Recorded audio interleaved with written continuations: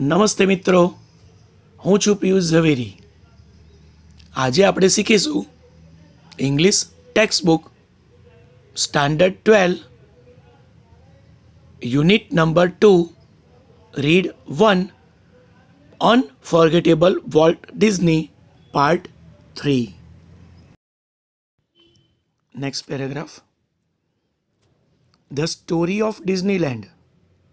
ડિઝનીલેન્ડની વાર્તા perhaps better than anything else, કદાચ બીજા કરતાં વધારે સારી હતી. Illustrate Walt's vision and his stubborn determination. વોલ્ટની દ્રષ્ટિ અને તેના દ્રઢ નિશ્ચયને સમજાવે છે. To realise an idea he believed in. જે વિચારોમાં તે માનતા હતા તે વિચારને વાસ્તવિક બનાવવા માટે. એટલે કે ડિઝનીલેન્ડની વાર્તા એ કદાચ વોલ્ટની દ્રષ્ટિ અને તેના વિચારોને વાસ્તવિક બનાવવા માટેના વોલ્ટ ડિઝનીના દ્રઢ નિશ્ચયને બીજા કરતાં વધારે સારી રીતે સમજાવે છે. ફોર યર્સ, વર્ષો સુધી, Walt had quietly nursed the dream of a new kind of amusement park. વર્ષો સુધી વોલ્ટે એક નવા જ પ્રકારના અમ્યુઝમેન્ટ પાર્ક, મનોરંજન પાર્ક બનાવવાનું સ્વપ્ન શાંતિથી જોયું હતું. It would be a potpourri of all the ideas conjured up by his fertile imagination. એ તેની ફળદ્રુપ કલ્પના શક્તિવાળા વિચારોનો ઘડો ભરેલો હતો. એટલે કે કેટલાય ફળદ્રુપ વિચારો તેમનામાં ભરેલા હતા. પરંતુ the idea of sinking millions of dollars into an amusement park, પરંતુ એક મનોરંજન પાર્ક બનાવવાની પાછળ લાખો ડોલર ડૂબાડવા એટલે કે ખર્ચવા નો વિચાર.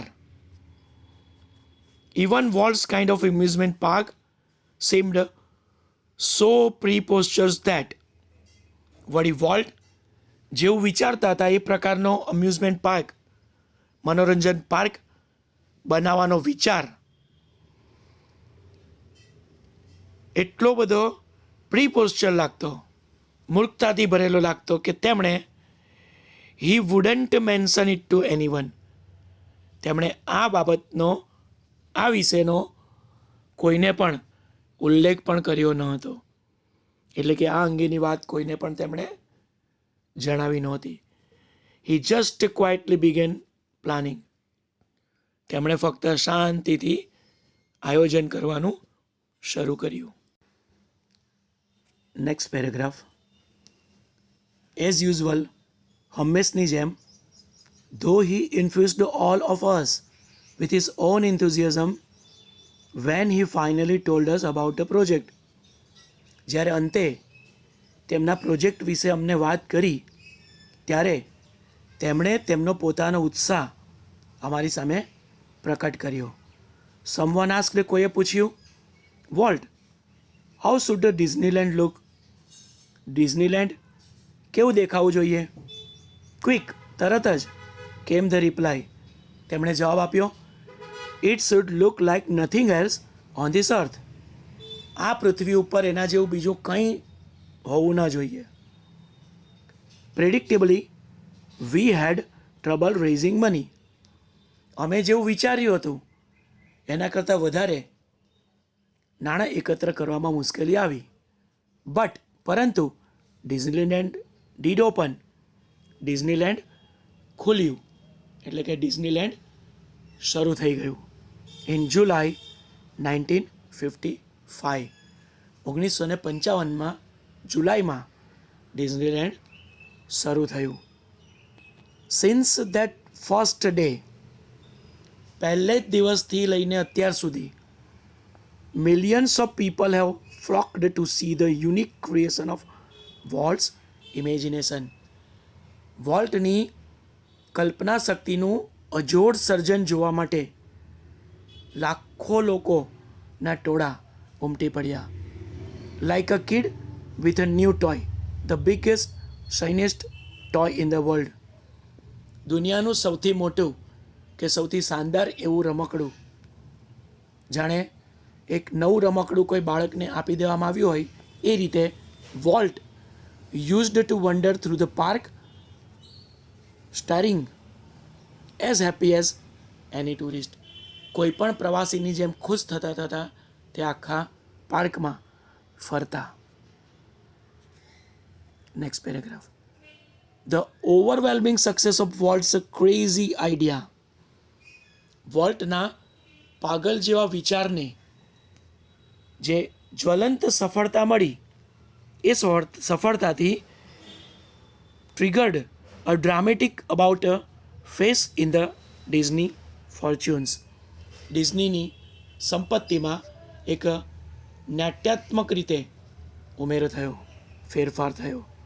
યેટ, છતાં પણ, સક્સેસ નેવર ચેન્જ વોલ્ટ. સફળતાએ વોલ્ટને ક્યારેય બદલ્યો નહીં. એટલે વોલ્ટના આ પાગલ જેવા વિચાર, ક્રેઝી આઈડિયા ને જ્યારે જ્વલંત સફળતા મળી ત્યારે ડિઝનીની સંપત્તિમાં તો ખૂબ જ વધારો થયો. એટલે ડિઝનીની સંપત્તિ એકાએક બદલાઈ ગઈ, પરંતુ વોલ્ટને એ સફળતાએ બદલી નહીં. એટલે વોલ્ટ તો જેમ હતા એમ જ રહ્યા. હી રિમેન્ડ ધ સિમ્પલેસ્ટ ઓફ મેન. સૌથી સરળ મનુષ્યની જેમ તે રહ્યા. હી હેટેડ પાર્ટીઝ. પાર્ટીને તે નફરત કરતા. એટલે તેમને પાર્ટીઓ પસંદ ન હતી, પાર્ટી કરવાનું ગમતું નહીં. And his idea of a night out was a burger and chilli at some little restaurant.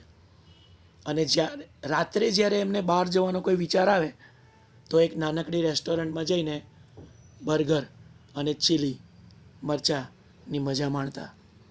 His only extravagance was a miniature rail road that ran around the grounds of his home.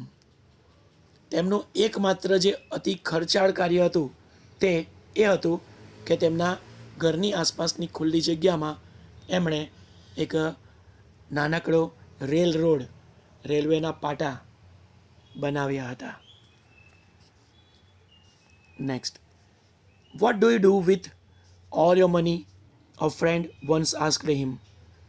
એક વખત તેમના એક મિત્રએ પૂછ્યું કે volt, આ બધા નાણાંનો તું શું કરે છે? Pointing at the studio.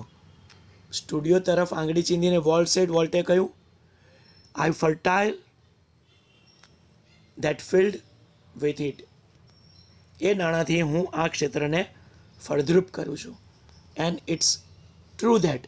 અને વાત સાચી છે કે Walt ploughed money back into the company almost as fast as it came in. જેટલા ઝડપથી પૈસા આવ્યા એટલા ઝડપથી તેમણે કંપનીમાં એટલે કે ડિઝનીલેન્ડમાં એ નાણાંનું પાછું રોકાણ કર્યું. Being solvent for the first time since he started in business. ધંધો શરૂ કર્યો ત્યારથી અત્યાર સુધીમાં પહેલી વખત જ્યારે તે દેવાળિયા બન્યા, એનાથી gave Walt a chance to develop other ideas. વોલ્ટને બીજા વિચારોનો વિકાસ કરવા માટેની તક મળી. ધીસ ઇન્ક્લુડેડ, અને આ વિચારોમાં સમાવેશ હતો the development of mineral kind and alpine like valley high in the Sierra mountain. Sierra પર્વતમાળામાં ઉપરની તરફ જે અલ્પાઇન પ્રકારની વનસ્પતિ હતી એ વનસ્પતિ ઉગાડવા માટેનો નીચાણવાળો પ્રદેશ જે મિનરલ કાઇન્ડ હતો. બીજો એક વિચાર હતો California Institute of Art. California Institute of Art for which, કે જેના માટે he donated the land and several $million, કે જેના માટે તેમણે જમીન અને લાખો ડોલરનું દાન કર્યું. And most ambitious of all, અને આ બધામાં સૌથી વધારે વધુ મહત્વાકાંક્ષી જો કોઈ વાત હોય તો એ $100 million Disney World and City of Tomorrow in Florida. તો એ હતી કે $100 million ડિઝની વર્લ્ડ અને ફ્લોરિડામાં સિટી ઓફ ટુમોરોનું સર્જન. Next, tragically in the midst of all his activity, ખૂબ જ દુઃખની વાત કે આ બધી પ્રવૃત્તિઓ જ્યારે ચાલતી હતી તેમાં Walt was stricken with his fatal illness. વોલ્ટને આ જીવલેણ બીમારી લાગુ પડી. I heard him refer to this cruel blow only once.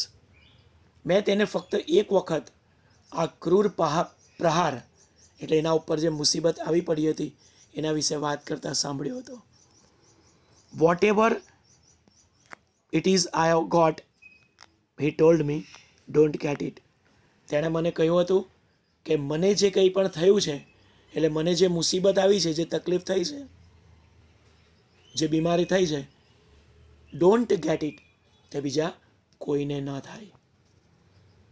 I visited him in the hospital the night before he died. તેનું મૃત્યુ થયું તેની આગલી રાત્રે હોસ્પિટલમાં હું તેને મળવા ગયો હતો. ઓલ ધો ડિસ્પરેટલી ઇલ, અત્યંત ભયાનક બીમારી હોવા છતાં he was as full of plans for the future as he had been all his life. તેમના સમગ્ર જીવન દરમિયાન ભવિષ્યના આયોજન કર્યા કરતાં એવા જ આયોજનમાં એ આગલી રાત્રે પણ તે વ્યસ્ત હતા. Walt used to say that, Walt હંમેશા કહેતા કે Disneyland would never be finished and it never will. કે ડિઝનીલેન્ડ ક્યારેય પણ ખતમ થવાનું નહોતું અને તેનો અંત ક્યારેય નહીં આવે. I like to think too, એ વિચારવાનું મને પણ ગમતું કે Walt Disney's influence will never be finished. Walt ડિઝનીનો જે પ્રભાવ છે એનો ક્યારેય અંત નહીં આવે. ધેટ થ્રુ હિઝ ક્રિએશન્સ, કે તેના સર્જનથી future generations will continue to celebrate, ભવિષ્યની પેઢી તેની ઉજવણી ચાલુ જ રાખશે. What he once described as, કે જે પ્રમાણે એક વખત તેમણે વર્ણન કર્યું હતું, એક વખત તેમણે વાત કરી હતી કે ધેટ પ્રેસિયસ, એવું કિંમતી, એજલેસ સમથિંગ, અજર અને અમર એવું કંઈક, ઇન એવરી હ્યુમન બિઈંગ, કે જે દરેક મનુષ્યની અંદર હોય છે. Which makes us play with children's toys, કે જે આપણને બાળકના રમકડાઓની સાથે રમતા કરી મૂકે. And laugh at silly things, અને મૂર્ખતાભર્યા વિચારો પર હસતા કરી મૂકે. And sing in the bathtub and dream, અને બાથ ટબમાં બેસીને ગાતા અને સપનું જોતા કરી મૂકે. ઓકે મિત્રો, તો અહીં યુનિટ સમાપ્ત થાય છે. તો આ યુનિટમાં જેમ આપણે જોયું કે વોલ્ટ ડિઝનીએ કરેલ સંઘર્ષ, શરૂઆતમાં નિષ્ફળતા મળી છતાં હિંમત હાર્યા વિના નવા નવા વિચારો, કલ્પના શક્તિ અને મહેનતને જોડીને એક પછી એક પ્રયાસ કરતા રહ્યા અને અંતે સફળતા હાંસલ કરી. મૃત્યુ સુધી કામમાં વ્યસ્ત રહ્યા. આજે આખી દુનિયામાં એ જાણીતા થયા. અને ખૂબ સરસ મજાની વાત જાણવા મળી કે મિત્રો, દરેક મનુષ્યની અંદર એક બાળક છુપાયેલો હોય છે, જે નાના બાળકની જેમ ક્યારેક રમતા કરી મૂકે, રમકડાઓની સાથે રમતા કરી મૂકે, કે પછી મૂર્ખતાભરી વાતો ઉપર હસતા કરી મૂકે, અથવા તો બાથ ટબમાં કે બાથરૂમમાં ગીતો ગાતા કે સપના જોતા કરી મૂકે. ઓકે મિત્રો, તો હું આશા રાખું છું કે આ વિડીયો તમને ગમ્યો હશે. અને જો ખરેખર તમને વિડીયો ગમ્યો હોય તો આ વિડીયોને લાઈક કરજો, તમારા મિત્રોને શેર કરજો. અને હજુ સુધી મારી ચેનલને જો સબસ્ક્રાઈબ નથી કરી તો ચેનલને સબસ્ક્રાઈબ કરી દો અને બાજુમાં આપેલ બેલ આઇકોનને પણ જરૂરથી પ્રેસ કરો, જેથી કોઈ પણ નવા વિડીયો જેવા અપલોડ થાય એની માહિતી તમને તરત મળતી રહે અને આ જ રીતે તમે અભ્યાસ કરતા રહો. ઓકે મિત્રો, તો આવા જ પ્રકારના વિડીયો લઈને ફરી પાછા જલ્દીથી મળીશું.